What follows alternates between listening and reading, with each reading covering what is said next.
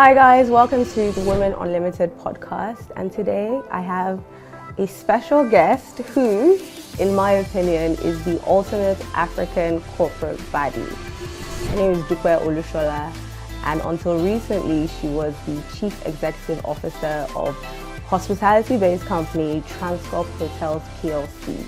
Let me give you a little bit of the stats that I feel like are important for this introduction. The numbers behind her baddie status are to be respected. So in 2019, Transcorp Hotels Plc's revenue was 20.4 billion.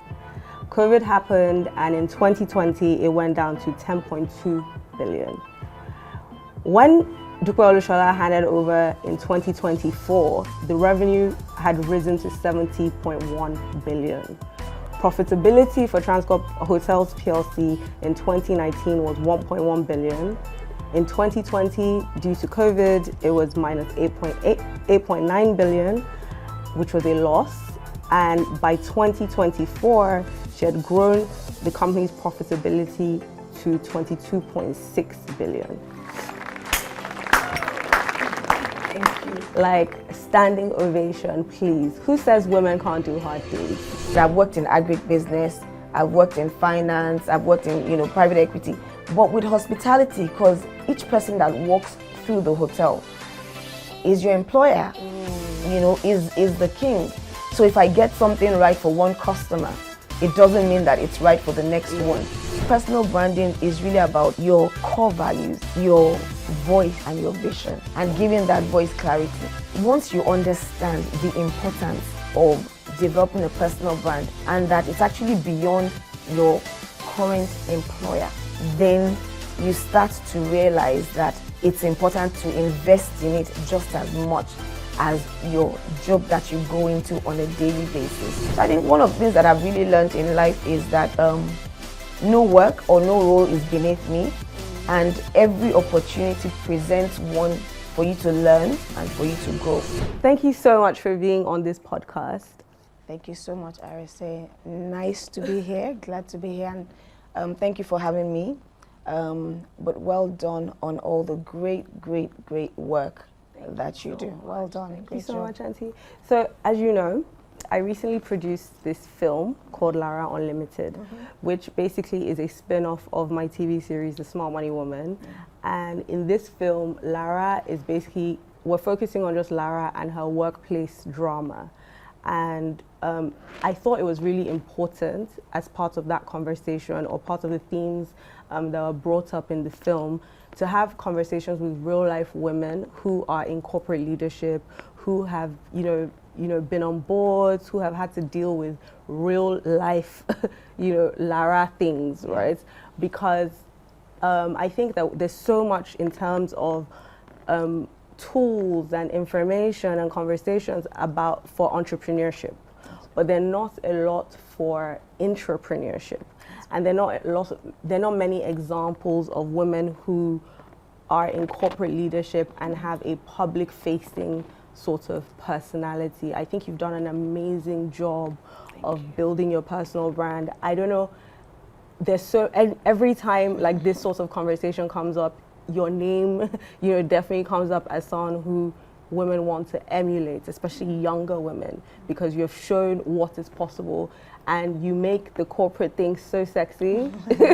Like it's almost like we don't need to be dowdy. We don't need to start acting old. At all. We can have fun and play hard and work hard, and you're the best example of that. Thank you. So I wanted us to sort of like have a conversation today about the kind of obstacles that women face, but starting from the premise of how to create a personal brand in a corporate environment. Sure. Thank you very much, and I'm again so glad to be here. And I think beyond that, it's such an important conversation because, as you rightly said, there aren't as many women, and I always say that we're so different as women that we actually need a lot more women that just show the diversity of personality. And I think it's important that women have, they can look and say, okay, this is my personality, this is who I want to be like. So again, I talk a lot about being authentic. And it's just that reminder that there's so many people that are looking up to you regardless of what your personality is. So again, let me just rewind. In terms of personal branding, I think life today and leadership today is a lot more than competence. And I think that's the beginning point.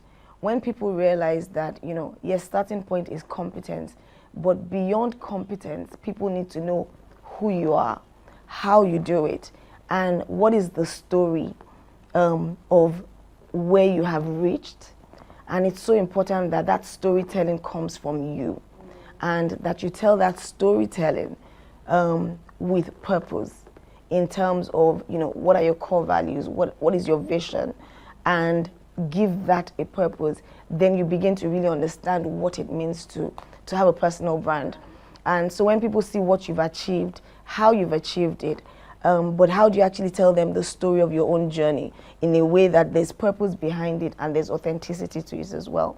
So I think that personal branding is so important, because life has gone and leadership has gone beyond your competence. When you get to a certain level within the workplace, it's taken for granted that you got there because, you have what it takes, you have the ethics, which is, the hard work, the showing up, all of those things. But beyond that, who are you? And it's important that you now begin to tell your own story differently, with purpose and with authenticity, that this is who I am, these are the values. So personal branding is really about your core values, your voice, and your vision, and giving that voice clarity. So what would you say that your core values are? What would you say the core values of your brand are? The first would definitely be leading with purpose. I'm very focused on excellence. I'm very focused on execution. I'm very focused on empowerment, which means leading with passion, leading with kindness, and getting the job done and results. I'm very results oriented. And through my journey, what I've learned is, at the end of the day, what counts is the performance, is getting the job done and delivering the results. And increasingly also impact and legacy are very, very important to me. So when I look at my personal brand, I think it's one that, all of those things come together to define the message and the character and the person that I want to communicate to the world. So again, in personal branding, it's about, how do you communicate who you are in a true and authentic fashion. So beyond all the things that I've mentioned, being authentic is so important to me. I want you to, when I leave a room, it's the same person you see on social media that you have interacted with. And I think that is so important to me. Because I think the world today is, people put a lifestyle on social media, but when you deal with them one-on-one, it's not the same person. It's either someone who is unhappy, who doesn't feel, So for me, it's important that I'm communicating that as well. So that's so interesting, because I love that one of your core values and one of the things that make you you is your excellence. But I want to get sort of like a picture of what it would have been like to take on the job of CEO of Transcorp Hotels Plc. And first of all, it's a public company. This is a huge deal, right? That is a public company. And you come in at a time where they're at minus 10 billion, right? I think most people would be daunting. That would be a daunting thing for most people. It would be scary. So how did you navigate that? Like, how did you get from minus 10 billion to 70? So I'll tell a funny story, and then I'll build it in. So correct you as well. So I took over when the revenue was 19 billion, 20 billion. And so March 2020. And so within taking over, we started reporting losses, just obviously because it was COVID. So the first thing was occupancy went from 70% to 5% occupancy, meaning we had like less than 10 people in the hotel at any point in time. And then the first year of operations that I was CEO was when we had the losses. In fact, almost every month, it was like a loss of almost 1 billion on a monthly basis. And on taking over, I had to let go of 450 people. And I work in an environment where there's a union, but we also had to make sure that there was dignity when we were doing the laying off and all of those things. But when I got in, it was not business as usual. So the funny story I will tell is, I went into the role like, oh, I'm quite small-bodied, obviously. I have a very, I'm used to wearing my short skirts, and so I thought, you're moving to Abuja. Everyone kept saying to me, you have to go in as a madam. You can't go in and be wearing your, people will not respect you. So I made some outfits, nice fitted outfits, long skirts, jacket, because I was going to look a certain part. So I went into Abuja with all my outfits ready to my ankle, etc. And I got into the role and COVID happened. And when COVID happened, there was no time to fake it, to wear long skirts. All that mattered, all my employers cared about were the results. And so I wore my jeans, I wore my fitted dresses, I wore everything I wanted to wear. But it was now about how do you rally around with your team to make sure you achieve the numbers. And so it was, one, starting from the mind. The mindset had to be different, where the mindset was about how we're going to think outside of the box. How we're going to do is no longer business as usual. And it was like we were thinking on a daily. What do we need to do differently? We did the first drive-through cinema in Nigeria at the hotel because we're thinking outside of the box. We did, leisure. We started to actually, invite people to the hotel. Come and do just takeaway. Come and experience the poolside. Do your shisha, everything differently. So it got to the extent that we were actually able to develop domestic local tourism in Abuja that didn't exist before then. People normally will come to Abuja Monday to Thursday and then it's a ghost town. So suddenly we now had a market, we diversified our market base. So Thursday to Sunday, you had people who were just leisure people coming to the hotel. So again, it was just really about out of the box thinking. It was about not business as usual. It was about leading and working with a team that you're empowered to say, listen, we can do it and we will do it. So it was a very strong sense of belief. And there were challenging times where we're like, oh my goodness, these numbers, we're losing money, we're letting go of people. But it was like, guess what? We are going to do it. We're going to change this narrative of achieving success in this business. And I think those were the things that made the difference. Hard work, clearly. And we put the guests also at the center of everything. And what I've learned in life is I'm so good with taking feedback.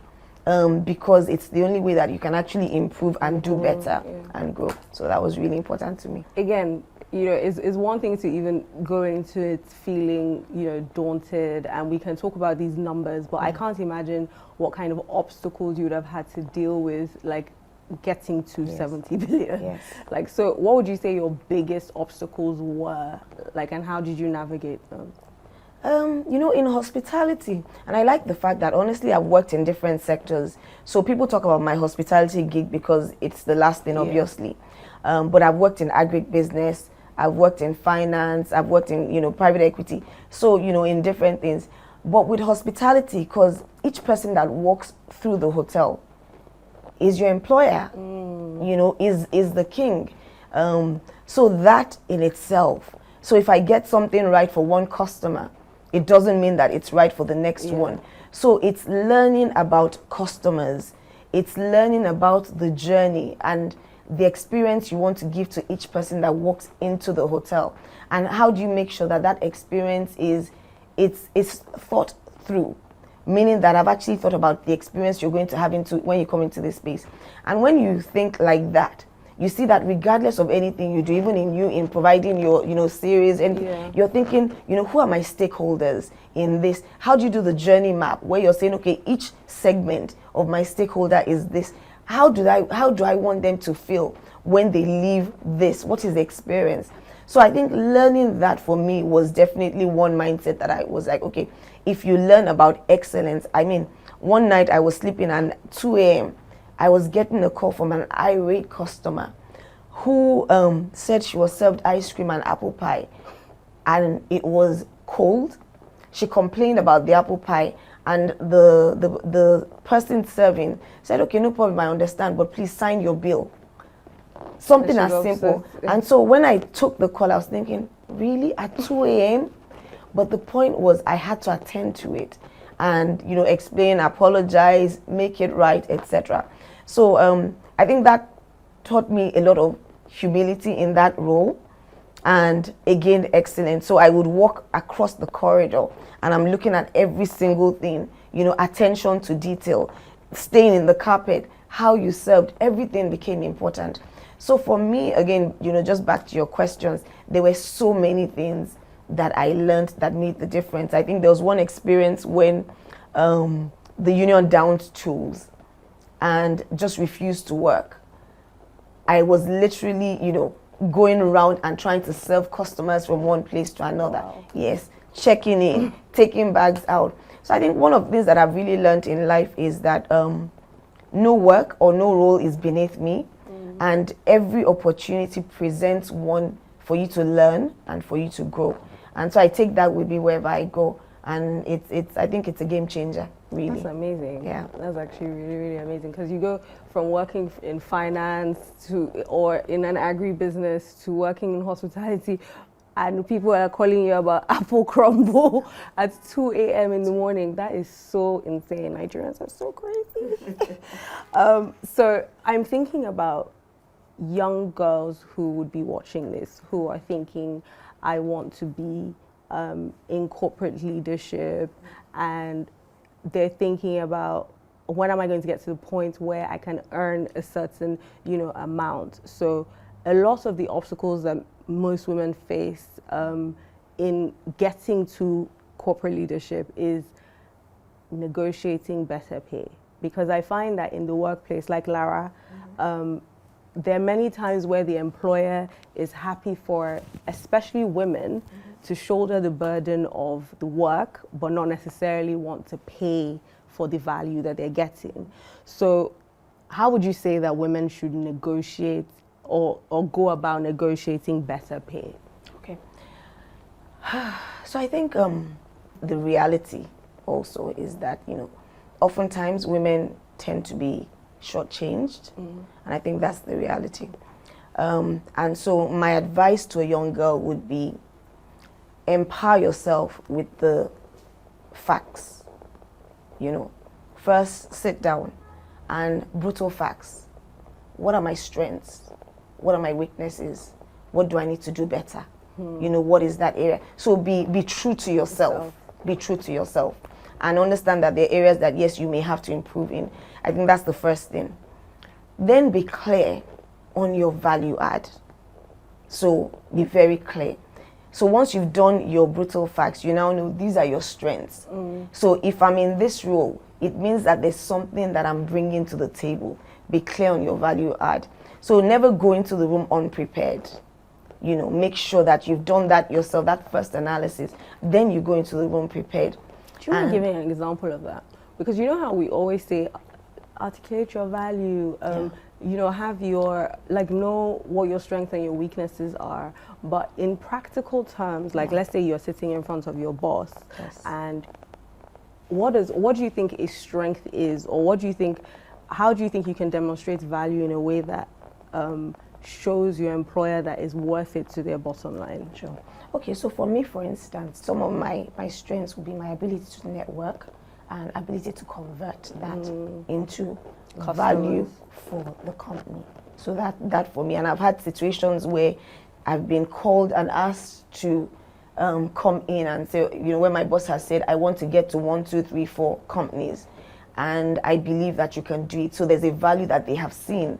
And in that, I've said, okay, great, I will go about and get the contacts for that. And in getting the contacts, I would make sure that it translates for the company. So if I got into the role and you're saying to me, oh, you don't deserve to get this pay, I will remind you and say, listen, you know, I can bring value to the company because I can go, these are the times that I have done it.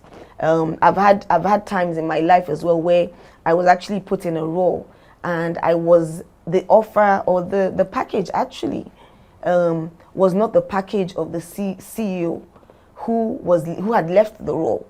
So it was lower? It was lower. Wow. Yes, it was lower. And it was a job that was going to take my soul, my life, and everything that I had. And they said, well, you know, we're doing you a favor, it's a bigger role. And so the first thing I did was I evaluated, and I knew that initially I didn't think it was a good one for me, but I looked at it myself. So which is again the brutal facts, and I looked at it and I said, okay, this is going to be good for me on CV. This is going to be so that is actually where you have to be honest with yourself. Is there value to you? So I looked at it and there was value to me. And I went into the room and I said, listen, you can't give me that.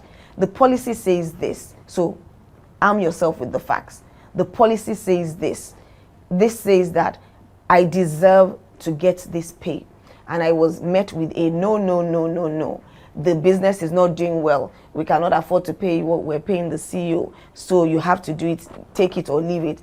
So I escalated. So I'm just saying, talking through. So those are some of the things as well. So I escalated. And I think as women, we can also be emotional. So learn not to be, even though I say embrace your emotionality or whatever the word is, your emotions, whatever that word is. But I think, you know, also in embracing it, be equipped with the facts. So I escalated, and I was like, this is wrong. You cannot do this. I need to earn the right pay. And of course, again, you know, no, go and start. So we agreed on milestones. So that's another guidance. Agreed on milestones where we said, okay, I'm not accepting this, or you're not giving me what I want. Okay, after 2 months, after 3 months, after 6 months, can we come back to the table where 1, 2, 3 has been done? And then we can have a conversation and, you know, we compare it with the milestones, and then you get what you want. So that's so smart. Yeah, so that was one. And guess what? Even when we agreed that, I didn't stop.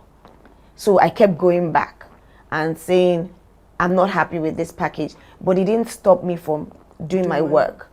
It didn't stop me from putting in my best. It didn't stop me from achieving the results. It didn't stop me from showing up.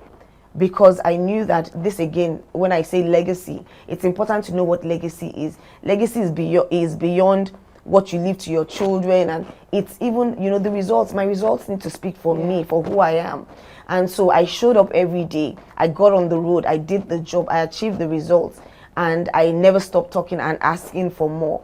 And I think that that is important. So in this scenario, I would say, you know, again, like I said, the brutal facts, be true to yourself. What are your strengths? My strength is ability to network and deliver bottom line. If your strength is ability to review the numbers and do the technical and deliver on it, make sure. And then when you agree on those milestones, let it also be centered around what you're good at.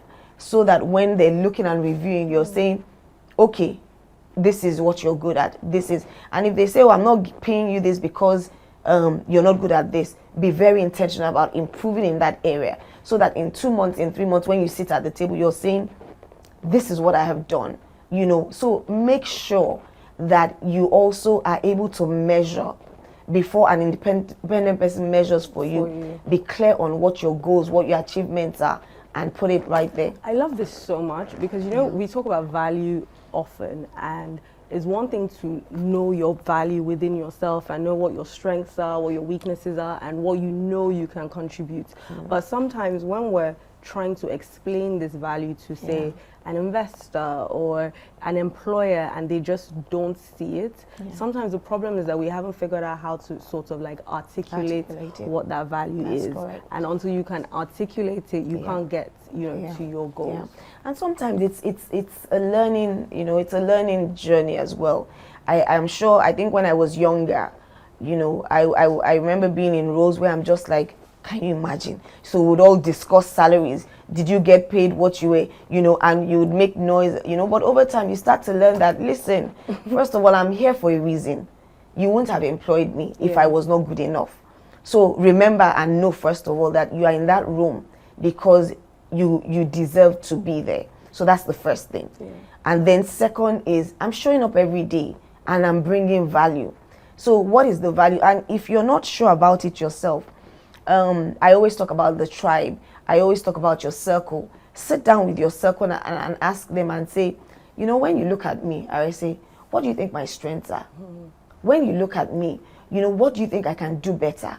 And write it down and then look at it yourself. So you may not be able to do it with, you know, everybody in your circle because they're not working with you. Ask people, trusted people in your workplace, and say, how can I do better? So again, it goes to things like the 360 review. But look for that trusted 360 and say, you know, ask someone that is senior to you, ask someone that is junior, and ask someone that is your peer. And tell me, you know, what am I good at? What can I do better? What is my area of weakness? And then you begin to say, okay, in fact, that thing you didn't think you were good at, when you go and negotiate, you're like, in fact, that thing that person said I'm good at, this is it, I'm going to own it and run with it. And I think that is really important. In terms of self-doubt, right, and talking to your tribe, I think it's so interesting that you said the thing about sometimes you don't see the strengths that you have because you're not seeing it through the lens of other people. And it's important to have people around you who see you like even better than you see yourself, like see you a lot clearer than you see yourself. Because how amazing is it that like you can talk to someone in your tribe and they can tell you that you have a strength in something that you didn't even realize, you know, was a strength. And I think because as women, sometimes when things come too easily to us, we take it for granted that, wow, this is something that's actually like super valuable. But I think my next question is around the cultural nuances in this environment when it comes to building a personal brand. And I'll explain. So entrepreneurs can talk all day about building a personal brand. They're not answering to anyone. But when you work in an institution, especially an institution that is a public facing, like is a PLC, you know, listed on the exchange, you have a lot, you know, at stake. And I think that in this environment, like most people are very fearful of presenting themselves in a certain way or building a personal brand outside of, you know, their job. There's a lot of like fear about what is proper to do, what is not proper to do. So can you talk a little bit about how you've been able to sort of like circumvent or bypass like those kind of things? So first I would say that personal branding is a lived expression of your values, of your vision, and of your voice. So it's something that is true to yourself. And on a daily basis, you express yourself, really. You know, you get up, you shower, you do all of those things. And it's important. The challenge, obviously, like you've said, is, you know, sometimes people go into the corporate sector and maybe the culture does not necessarily align, you know, like that. But what I would say is be intentional about, you know, putting bits and pieces of yourself, your values, your vision out on your as you develop your personal brand. So when I started out, I always had on Instagram, I always had a personal page. And my personal page was closed. I could express myself as wildly sexy as wildly as I wanted to. And it worked. So I think, in fact, people forget today that I didn't start Dupe Olusola brand. I didn't open it. I didn't open it in 2020. I didn't open it, I think, till 2022. So that means I had done 2 years in that role. So it was organic. Meaning that it was really, I had the opportunity and the privilege to be myself. So I think the challenge is when people believe that they must create a persona or personal brand that they've kind of like imagined, like, okay, now I should just do this. This is how it should look. This is how it should look. And so it's so curated, it's not you. You find that that struggle can happen. But I think if you're true to self, if you're authentic, and you're also intentional, and actually first step back, once you understand the importance of developing a personal brand, and that it's actually beyond your current employer, then you start to realize that it's important to invest in it just as much as your job that you go into on a daily basis. I think I should get a bell for this podcast, because it was be at this point that I'll be reading the bell. Because that thing you just said, bam.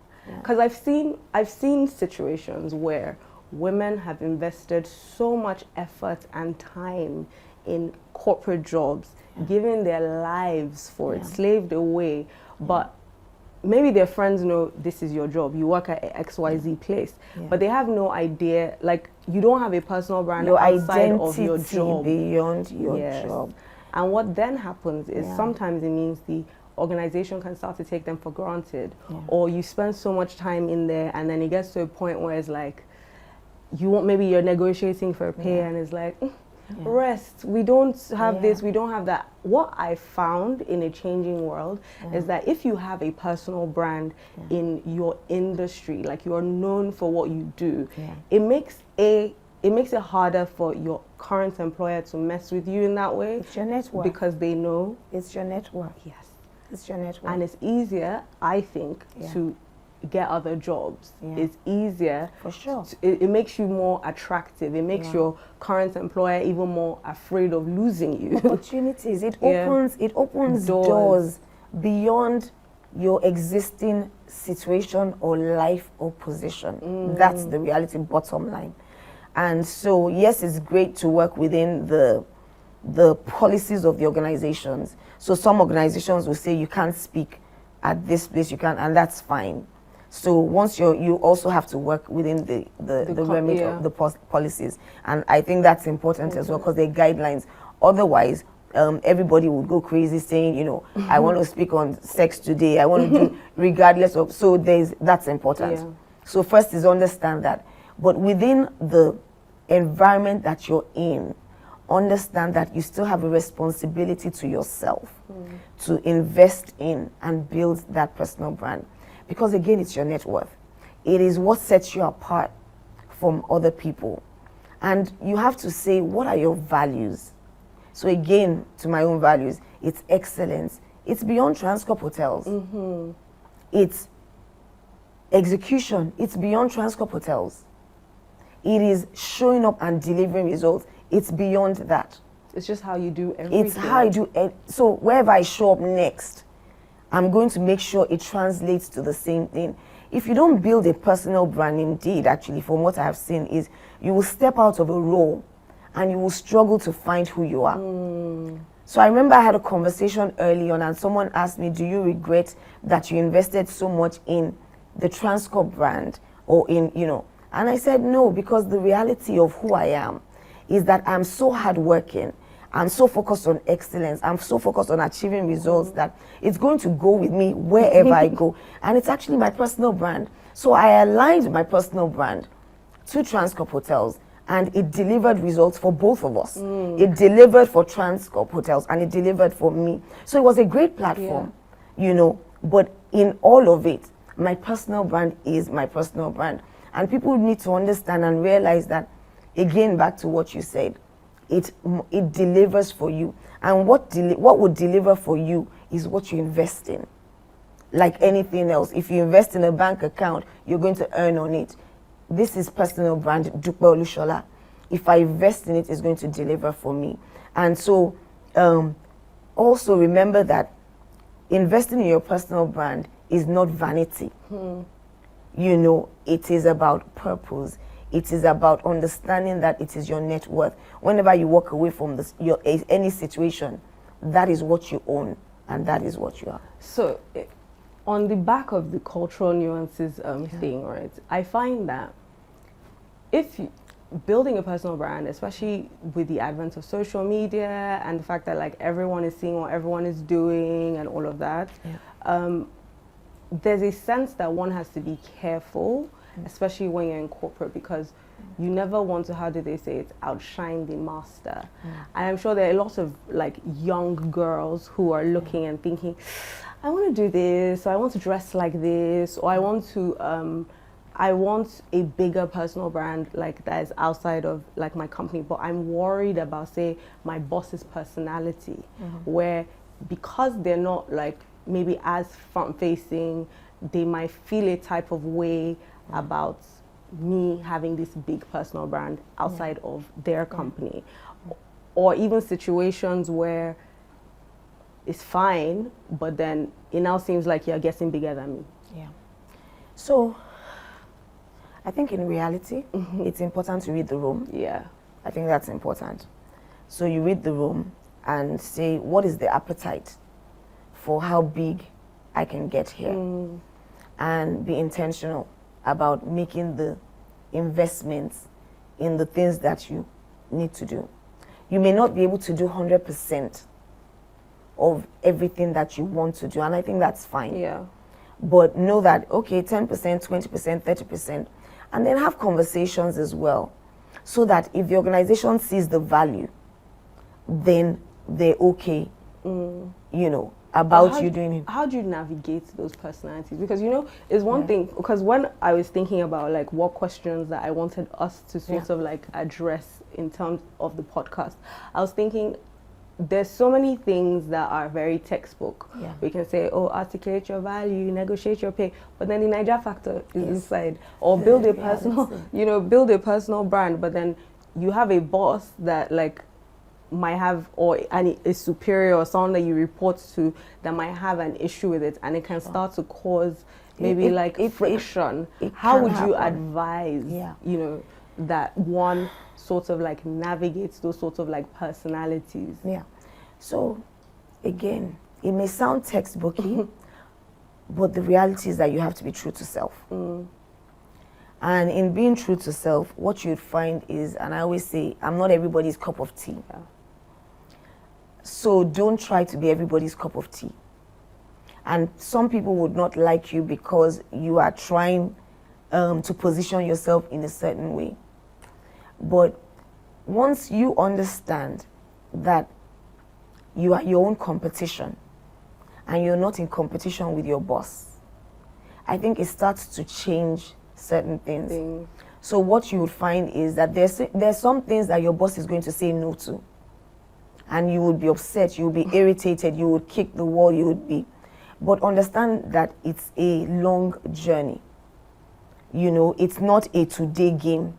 It's not a 1 year game. It's not a, you understand? So also learn that it's okay to win some and to lose some. Do you think that being a superstar, like when you're results oriented, when you're a person who brings value that affects the bottom line, right? So a 70 billion, you know, sort of like superstar, do you feel like that gives you more leverage in terms of how you are able to present in terms of your personal brand?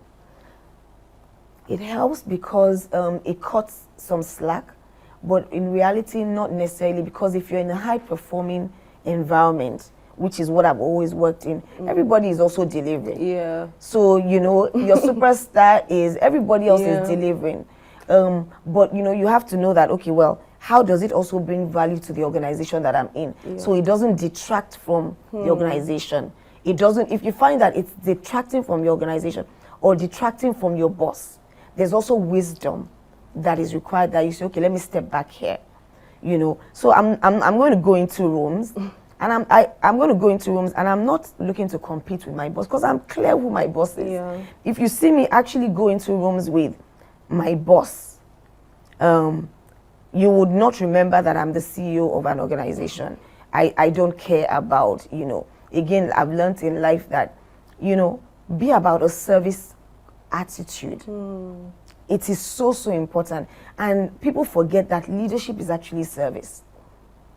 You know, we keep talking about our presidents, our, you know, leaders that are in, but it's if you come at it with I just want to serve the people. Yeah. It's a different thing. So if I walk into a room, if my boss can tell me, go and make tea, and I will get up and immediately go and make tea, go and bring water. I don't care about that. Yeah. You know, so I'm not in competition. And once you understand that, well, it's not about, you know, I must build this brand, I must do this that way. Just understand that you don't have to win on everything. So 100%, if you say to me that my boss thinks I'm struggling, there's some things you step back on. If, for instance, I mean, I've worked with where I also had a female group CEO. So, you know, being female, there are things that they're going to definitely put two names up for. But you also have to understand that there's some things you step back on and know that, okay, she's group CEO, so chill. It's not everything. And there's some things that you put yourself forward for and say, okay, well, in this, I should be able to. So learn to read the room. Learn that it's not every single thing. Learn that you're not in any workplace for 100 years. So it's not everything that you don't get here that is lost to you. No, that is lost to you forever. So there were speaking engagements that I turned down because the organization is just not necessarily like, oh, maybe you can't do this, and I'll turn down. But it doesn't mean that I can't take it if I'm not within the organization. So just understand that big picture mindset. Big picture mindset. It's beyond now, it's beyond today, you know, but be intentional. So if I cannot do this, what are the other things that I can do that, again, my core value, that shows my brand in my core value. It speaks to who I am, the essence of who I am, and it's clear to see. Yeah. Do you know, I now want to just segue back into the film and I will show you a clip of Lara in the boardroom. So in this scene, she is supposed to, she's come into this season of her life in a thing where I've been creating all these results for the company, and I'm sorry. She's basically like very results oriented, and she's very much expecting to get this promotion. She thinks like she's a shoo-in for it, and and then they give it to a man, and then she has this big reaction that I want you to watch and tell me what the real life implications would be. Has decided to go with Frank. Thank you very much. Don't touch me. Well, what is it? It was a fair game now, and the best man won. You don't have to be salty. Lara, please don't be disappointed. There will be other opportunities. Yes. Lara, you're a great girl. You've done stellar work, particularly in the last 12 months. But it's just Frank's turn.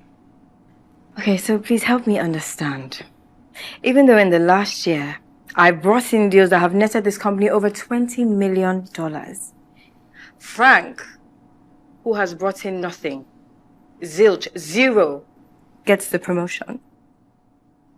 Make that make sense. Lara, no need to get emotional over this. We've spoken about this. Your promotion will come. Frank, he just has seniority. And he's been here longer.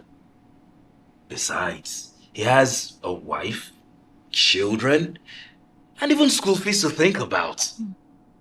But you, on the other hand, my girl, you have tons of money. More than most single girls your age. The promotion will come. Just be patient. Trust me.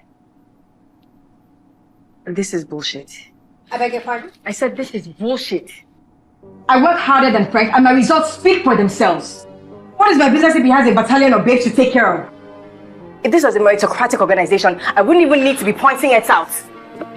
Lara, let's talk about this in my office. Please? Well, I think this meltdown speaks volumes as to why you weren't picked for the role in the first place. If this is a meltdown, then let's blow this baby up, shall we? Here are the facts.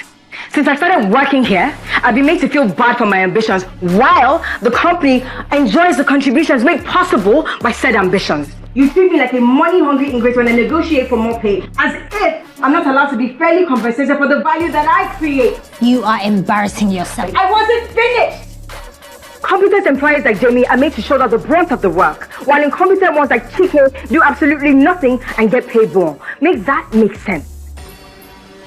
I take solace in the fact that even if you decide to fire me today, your P&L will definitely feel the impact of my absence. But till then, I hope you can take this as a learning curve and use it as an opportunity to treat your staff better. Get out of my room. So it's a little bit dramatic, and I wanted to use it as an opportunity to basically say what any Nigerian worker who feels like they're underpaid and they deserve more would want to say in the rawest form.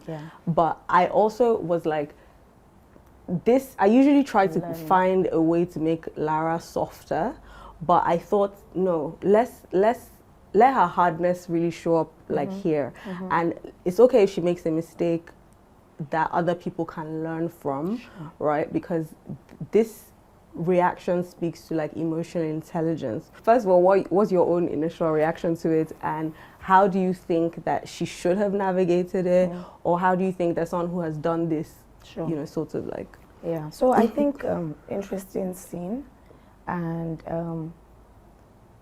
if we look at the facts, she did well in the sense that she put, you know, whilst she was emotional, she did put facts across. So maybe the first thing that I would say is she let her emotion get the better of her. And it's important, as hard as it is, to still understand that you are in a professional environment. And I think that's extremely important. I've had situations myself that, you know, honestly, like, I'm just like, but it's an emotional set. It's a professional setting. So I think she used, you know, don't touch me. You know, that was her starting point. And I think she said bullshit. You know, so words like that in a professional setting, because you're talking to your superiors. It takes away from what you're saying. It takes away from what you're saying. I like the fact, because before we went on watching, I said, okay, tone and body language already was wrong, but she was receiving news, obviously, that was not good. But she did talk about her performance, which I think is key. So, one, she talked about her performance, but maybe she could have asked for, actually what she could have asked for is, do you mind giving me 2 minutes to gather my thoughts in that scenario? So, you've promoted Frank. I haven't been promoted. Sincere apologies, but please give me 1 or 2 minutes. I would just like to gather my thoughts. Bring out paper, bring out pen, and start and say, again, let me thank you for this opportunity, for calling me to the room to sit with Frank about who's going to get the next role in terms of performance. But I think it's important that I also state a few things. One, my performance. This is what I've contributed to the organization, and this is what the organization has achieved within my time frame in this role. 2, supervision, leadership, talk about that. 3, the future, in terms of performance in this role, what I'm sure that I know for a fact that I would deliver. So I'm actually very surprised to find that we are an organization, and I like the we. We are an organization that is going to reward tenure on a job over results, and is going to reward a perception that I have all the funding and financing that I require, and is not going to reward performance. Then it's clear to me that we are not building an organization that is going to last, and we're building one that is going to fail, because we're rewarding the wrong things. That is so excellent. Talk about a practical way of addressing it. I love that. Yeah, so and then put the pen and the paper down and say, I strongly disagree with this promotion. I am unhappy about it. It's not going to challenge me to come in every day and bring in my best and deliver my best. you have said to me what the outcome is, but I'm actually sincerely asking that you go back and rethink this because it will not bring the best out of me. But again, thank you very much for the opportunity. And Frank, congratulations. Thank you. And I will leave the room. And I'll say, if you don't mind, I would like to be excused at this point in time. And again, I may be delivering everything I've delivered with tears down my eyes because the anger in me is probably to slap you or kill you. But I will focus on, please ignore my tears. And I will say that to you because my tears are because I'm emotional. And I want it to be clear that it's not from a position of me not having the strength, but I'm just emotional at this moment. So please forgive my tears. Wipe my tears, and I will continue, and I will say it. And I'll say thank you very much, but please excuse me if you don't mind. And I will wait for you to say you can be excused. If you want to say anything else, I'll say I am really going to ask you to indulge me. I cannot take any more information at this point. If you don't mind, we can come back to the table again later on, and I will be in a better place to receive anything else you want to say to me. But right now, I need to be excused. This is so amazing. Do you know why? Because even I'm sitting here and I'm compelled because you've stated facts. You've said it in a way that is objective, but while still owning your emotionality. And it's such an important thing, like as women, like to be able to figure out how to finesse, you know, something like that. Because, you know, you get into these situations that are unfair, and sometimes your reaction can water down like what you're actually, you know, trying to put across.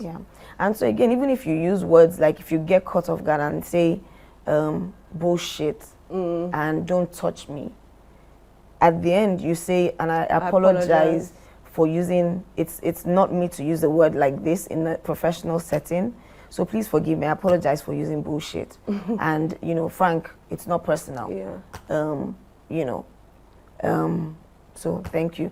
I would go, I mean, if I said that don't touch me and I said, and I end with saying congratulations, most people will be like, why are you congratulating him? But that's me. I would still just, because it's not personal. I don't care about you in that regard. It's about me. But I'm just saying that I did something that is out of character.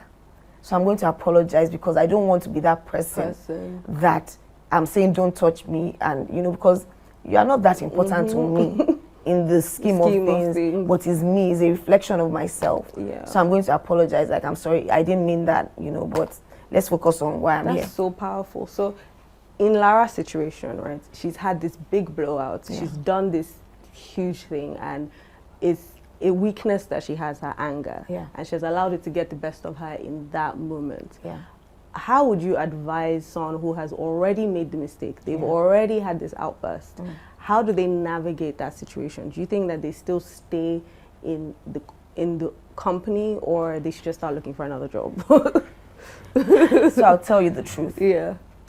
She has to make the decision to say, I want to stay because I see this value for myself. Or I want to go because I owe myself this. So first is that decision. So if she makes the decision and says, I want to stay because I don't believe that I should be out of a job for X amount of time and I will be looking, or I want to stay because it still gives me whatever it is. So if I'll give you what to do in the two scenarios. So if she decides she wants to stay, she should write an email and say, I'm really, you know, apologize for my outburst, but as you can imagine, I'm very disappointed that I didn't get the job. Sorry, that was French, which is but, you know, it is what it is. I will continue to give my best within this organization and ensure that I continue to deliver as I have always done. So be very careful about your words. Make sure that in that letter, in that email, you are clear about, despite the fact that I achieved this for you, you know, again, just apologies for my outburst. So focus on what you did wrong and leave it at that. And continue to do your work and then decide what your next steps are. An organization should never determine for you what your life or your journey or your next chapter should look like. So you must own that decision, and you must own that for yourself, and I think that's important. Yeah. So if you decide to go, then you should also have a conversation with the people and be like, thank you very much. It's been a great run. You know, it's been phenomenal working with you. It's been a great platform where I have achieved this, that, and this. But on this note, at this point, I feel that it is time to go into and explore other things again in my life. So thank you for the time, and going on to my next journey. That's amazing. Yeah. Like, I'm so blown because I feel like you've given very, very, very practical answers for how somebody would navigate something like this. I want us to segue to more like financial things. Okay. Because again, you know, you're at the top of your career. Not many people are blessed to have, you know, the sort of career that you've been able to have. But I find that like most people in corporate, because I wouldn't just say just women, but most people in corporate have the issue of, they get so, especially when they've been in corporate for so long, you get used to all the things that come with it, like in terms of, and the things that sort of like subsidize your lifestyle expenses. So whether it's that the company pays for tickets or holidays or fueling your car or buys you a car every year. And the reality, because I've seen situations where people leave on a high, and then when they're out of the job, the stark reality of what their financial life looks like and what they can, you know, afford to do and how they can, you know, navigate it is very, is very interesting. Yeah. So I wanted you to speak to that, and then I want to show you sample portfolios from our partners at Bamboo, so that you can tell me what represents your kind of like investment style like best. Sure. So yes, I think the comfort and the trappings of being, you know, an entrepreneur or being, you know, employed.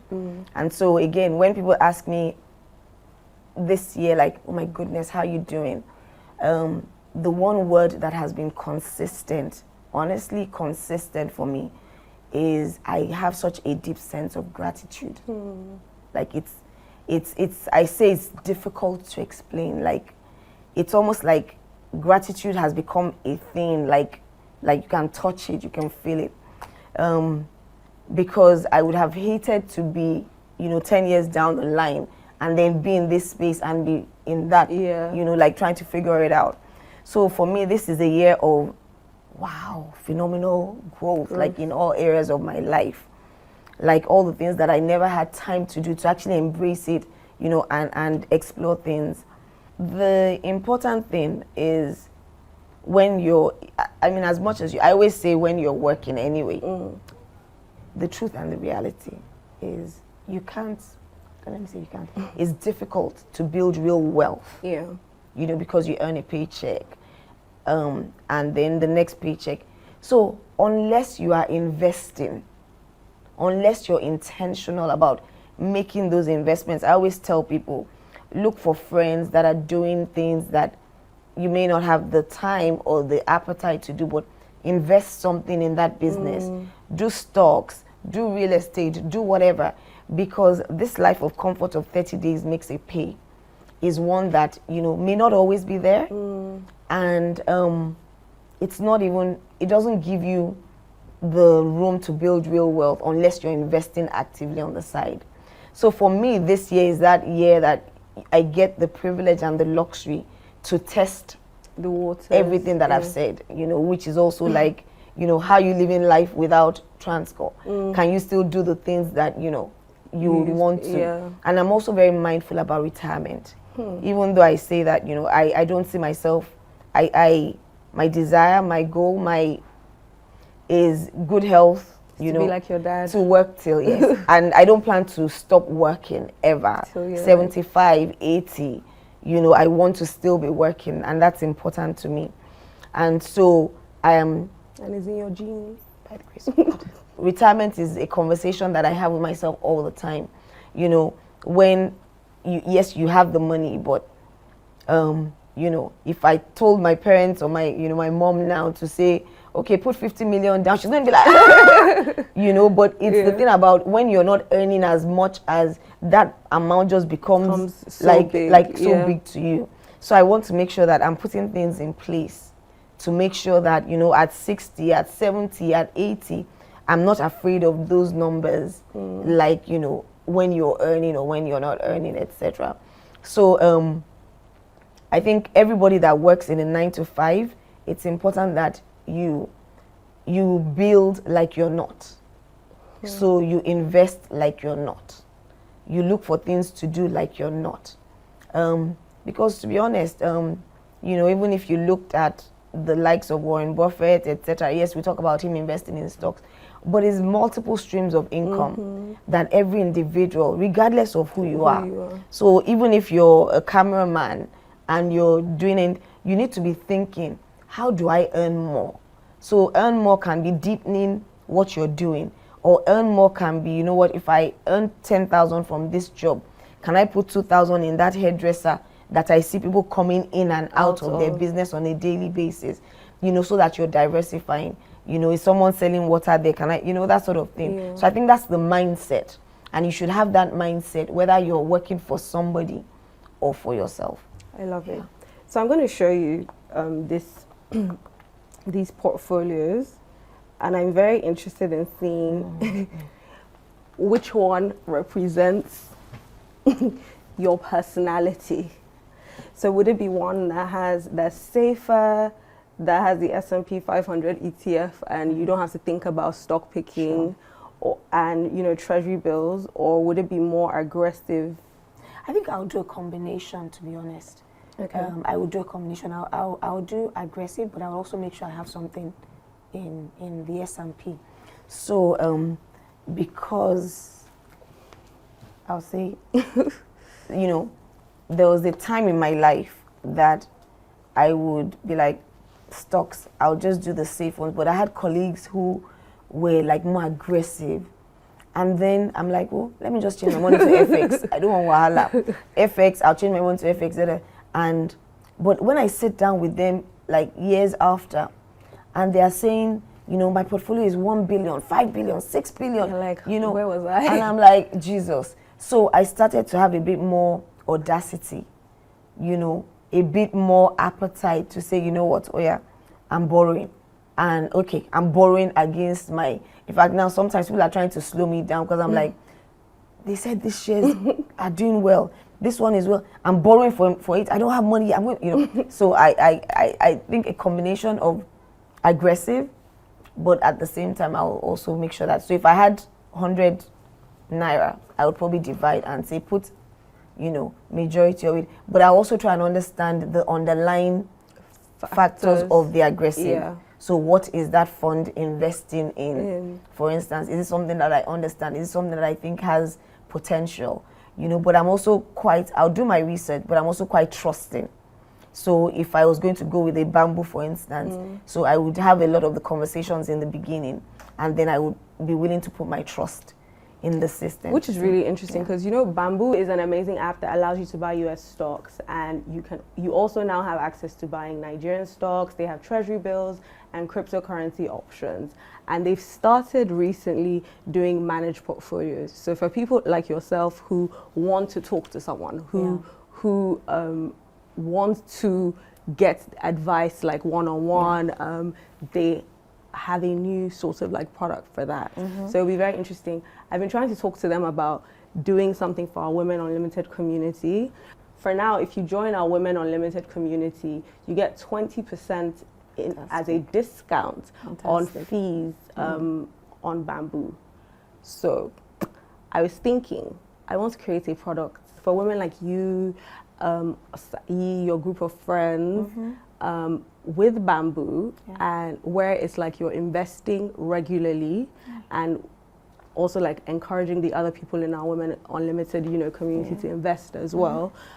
You're investing regularly, and maybe to the point where the AUM, I want to make it like a competition. So maybe Osai has one team, you have one team, and maybe you put $2,000 like in first, and then at the end of a period, the biggest AUM, like the assets under management in each team, the highest one will win maybe a trip. I don't know what will entice you. What would entice you? A holiday, a girls' trip. A girls' trip, for sure. A girls' trip. Yes, that girls' trip that, you know, we're one of those people that, the girls' trip that never leaves the WhatsApp group. That is not true. That I'm telling you. Do you know why? Like Because we do it you guys are always individually, traveling. but only for events and stuff. But that girls' trip, I think we started, I don't even know how many years ago, and it's still there. We're still in the WhatsApp group.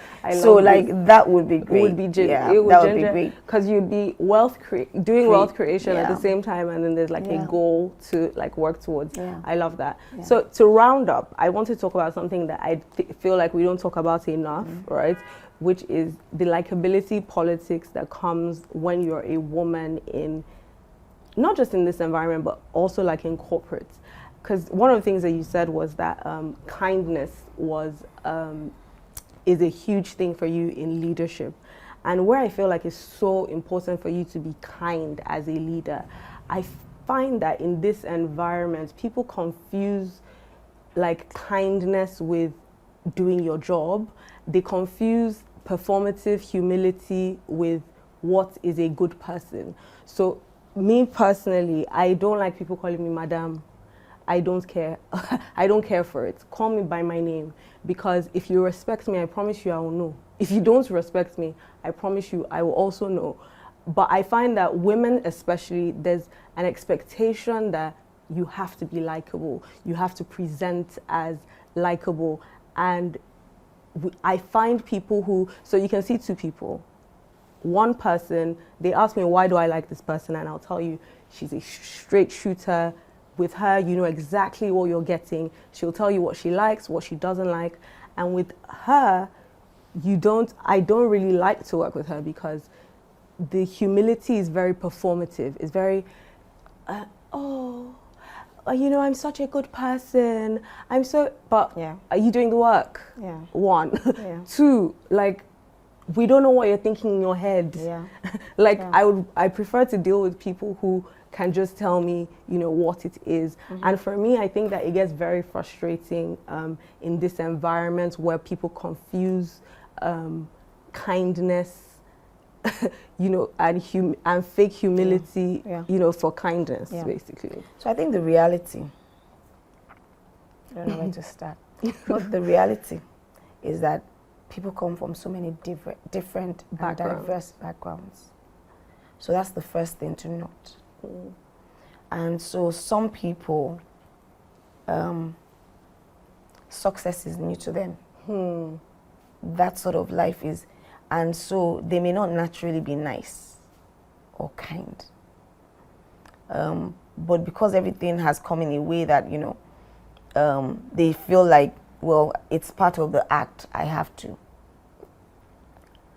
But I always tell people as well that don't mix up being kind with not focusing on the work and the results. And I think that is one thing that is important, because people are quick to say you're not nice because you are hard on them. I just want you to do your job. Yeah. And so the reality is, I think as human beings, as individuals, you have to treat people the way you want to be treated. And I think that is so important. And again, not everybody is going to like you. To also know that that is okay. Accept it. You know, accept it.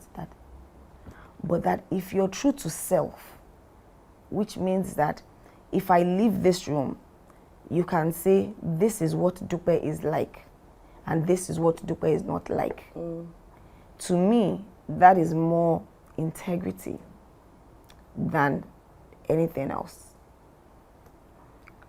So for women, it's important that you focus on really being true to yourself, really being, you know, being genuine to yourself.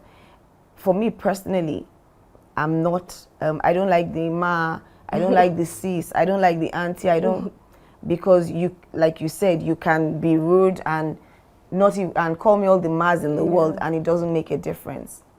But I also have friends who are like, no, respecting Gen Z should not be calling me by my name. And that's okay, because that's, you know, because for me, especially first in the workplace, it's about performance. And sometimes people get it twisted. Your employer has brought you in not because you are nice and not because you are fine. That's the reality. Yeah. So it is about you delivering On the results. on the results. And usually, even a boss that doesn't like you Will like your results. will like your results and will want you to be there because of your results. Because at the end of the day, you're going to make the boss shine if you do what you're supposed to do. So I think that's important. And I think people should not mix, you know, being kind with being silly or being, you know, nice. And there's even a difference actually between being nice and being being kind. So kindness is the core of who you are. Who is that you are considerate. You have empathy, you know, all of those things. Nice can come across more as trying to please. And those are two different things. So you should be a kind human being.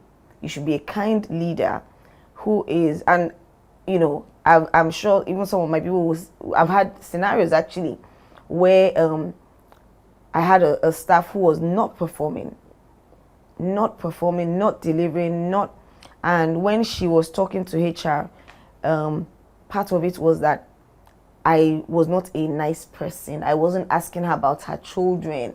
I wasn't sitting down with her and unfortunately for her, she came onto the job seeing me as catalyst wife. So I was supposed to be like a life-changing, everyday mentor, and I'm like, girl, That is not me. that is not me. I'm coming in from board meetings where they're like, you did not achieve this.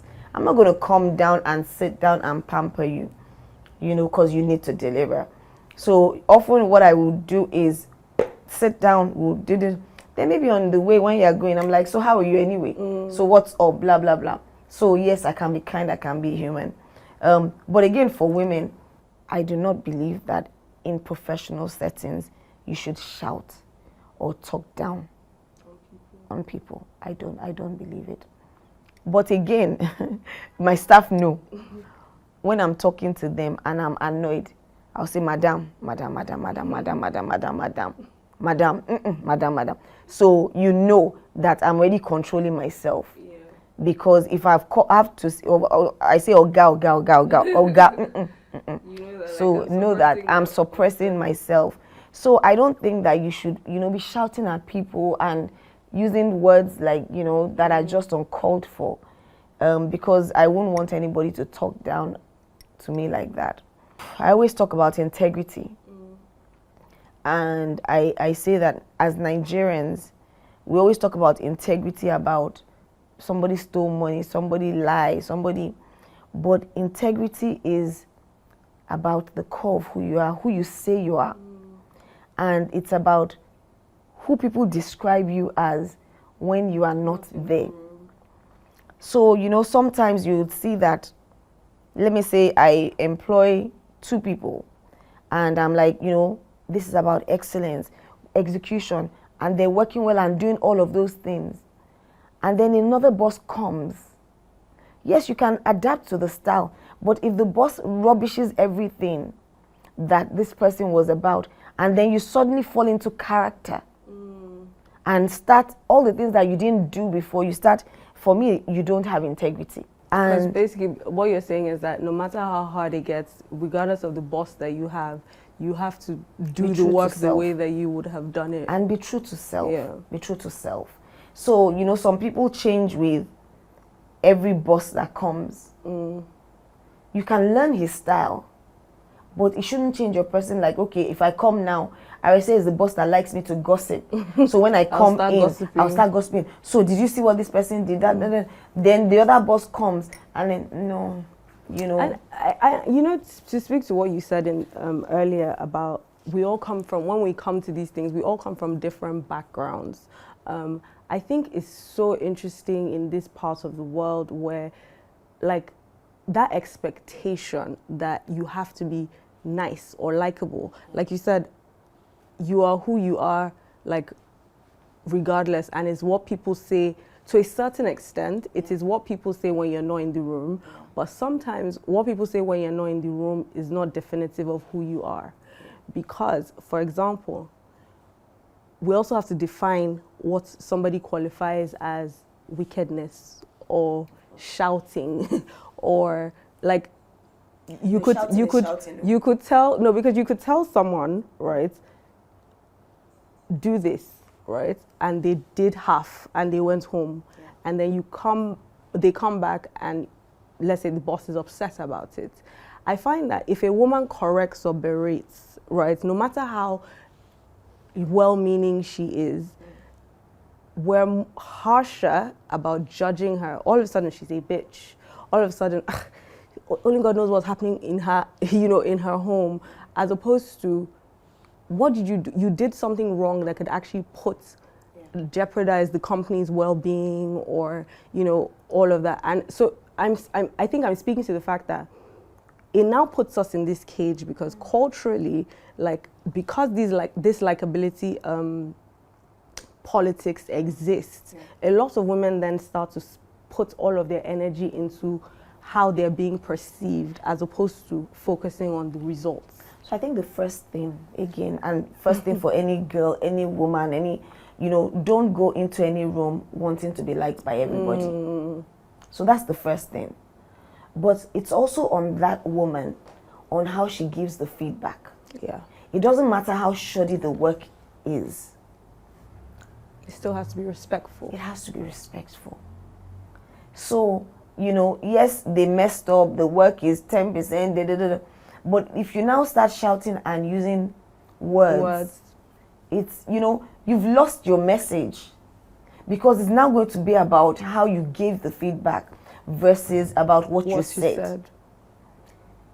So the important thing also for me is make sure that it is not personal.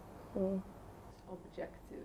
So I come in and I'm giving, it's not about you, but it's about your work. So it's about the quality of your work.